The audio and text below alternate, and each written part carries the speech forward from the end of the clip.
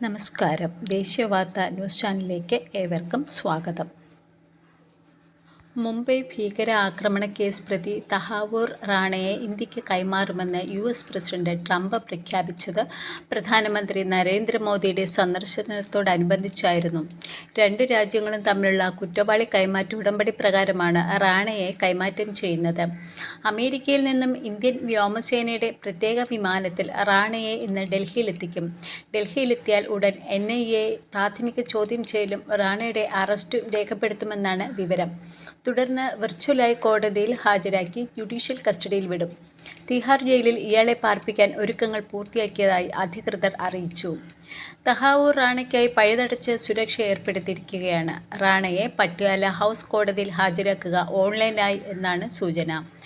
NIA ആസ്ഥാനത്തിന് മുന്നിലെ റോഡിൽ അടച്ച് പോലീസ് ഇവിടെ കൂടുതൽ സുരക്ഷ ഏർപ്പെടുത്തിയിരിക്കുകയാണ്. റാണയെ ഇന്ത്യക്ക് കൈമാറുന്നതിൽ മേൽനോട്ടം വഹിക്കുന്നത് ദേശീയ സുരക്ഷാ ഉപദേഷ്ടാവ് അജിത് ഡോവലായിരിക്കും.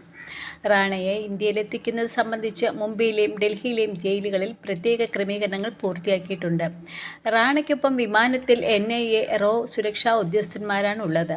കേസ് നടത്തിപ്പിന് കേന്ദ്ര സർക്കാർ നരേന്ദ്ര മന്നിനെ സ്പെഷ്യൽ പ്രോസിക്യൂട്ടറായി നിയമിച്ചു.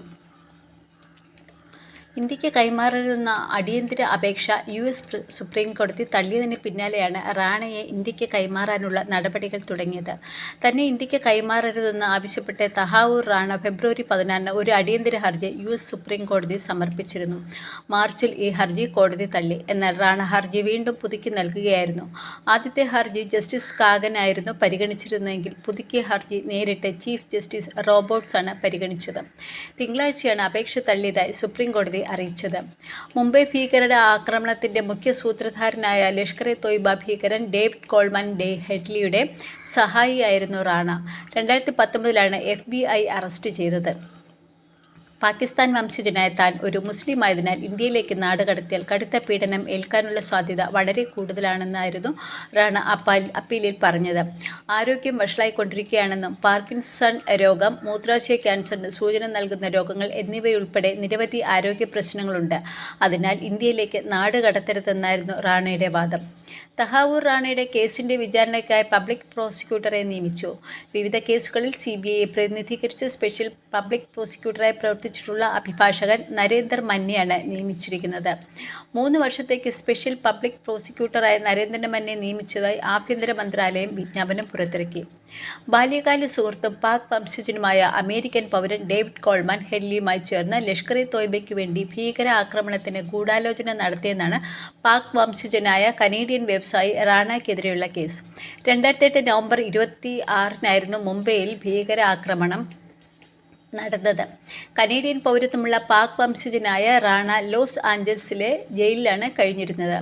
Oberoi Trident hotel, Chhatrapati Shivaji terminal, Leopold Cafe, Mumbai Chabad House, Nariman House, Metro Cinema എന്നിവിടങ്ങളിലായിരുന്നു ആക്രമണം ഉണ്ടായത്. കടൽ മാർഗം മുംബൈയിലെത്തിയ 10 പാകിസ്ഥാൻ ഭീകരർ 60 മണിക്കൂറിലധികമാണ് മുംബൈയെ മുൾമുനയിൽ നിർത്തിയത്. ഇതേ കേസിൽ പിടിയിലായ പാക് ഭീകരൻ അജ്മൽ കസബിനെ വിചാരണ ചെയ്തത് 2012 നവംബർ 21 തൂക്കിലേറ്റിയിരുന്നു. 2019 റാണയെ കസ്റ്റഡിയിൽ ലഭിക്കുന്നതിനായി അമേരിക്കയ്ക്ക് ഇന്ത്യൻ അപേക്ഷ നൽകിയത്. തിഹാർ ജയിലിൽ റാണയെ പാർപ്പിക്കാനുള്ള സൗകര്യം ഒരുക്കി കാത്തിരിക്കുകയാണ് ഇന്ത്യ. മുംബൈ ഭീകരാക്രമണത്തിലെ മുഖ്യ സൂത്രധാരൻ തഹാവൂർ റാണ മുംബൈ ഭീകരാക്രമണത്തിൽ മുഖ്യപ്രതിയാണെന്നും അതിനാൽ ഇന്ത്യക്ക് കൈമാറണമെന്നുമുള്ള ഇന്ത്യയുടെ ആവശ്യം കാലിഫോർണിയ കോടതി അംഗീകരിക്കുകയായിരുന്നു. ഭീകരാക്രമണത്തിൽ 6 അമേരിക്കക്കാർ ഉൾപ്പെടെ 166 പേരാണ് കൊല്ലപ്പെട്ടത്.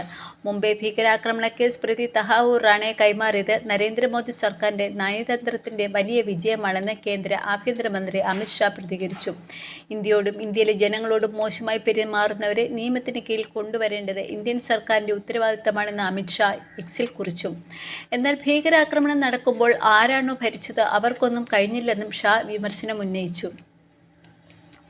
പാകിസ്ഥാൻ സൈന്യത്തിൽ സേവനമനുഷ്ഠിച്ച മുൻ സൈനിക ഡോക്ടറായ തഹാവൂർ ഹുസൈൻ റാണ കനേഡിയൻ പൗരത്വം നേടി താമസം മാറുകയായിരുന്നു. 164 പേരുടെ മരണത്തിനിടയാക്കിയ മുംബൈ ഭീകരാക്രമണത്തിന്റെ മുഖ്യ സൂത്രധാരനാണ് Rana. Chhatrapati Shivaji terminals, Taj Mahal hotel, Nariman Cama and Albless hospital തുടങ്ങി മുംബൈയിലെ പ്രധാന സ്ഥലങ്ങൾ ലക്ഷ്യമിട്ടായിരുന്നു ലഷ്കർ ഇ തോയ്ബ ഭീകരരുടെ ആക്രമണം. ഭീകരാക്രമണ കുറ്റത്തിന് ഇയാളെ 14 വർഷം ശിക്ഷയ്ക്ക് വിധിച്ചിരുന്നു. മുംബൈ ഭീകരാക്രമണത്തെക്കുറിച്ച് അറിവുണ്ടായിരുന്നുവെന്നും പാകിസ്ഥാനിലെ തീവ്രവാദ ഗ്രൂപ്പുമായി ബന്ധമുണ്ടായിരുന്നുവെന്നുമാണ് റാണയ്ക്കെതിരായ ആരോപണം. ഇതുവരെയുള്ളതിൽ വെച്ച് ഇന്ത്യക്ക് കൈമാറപ്പെട്ട് ലഭിക്കുന്ന ഏറ്റവും ഉന്നത ISI ഏജന്റാണ് തഹാവൂർ റാണ.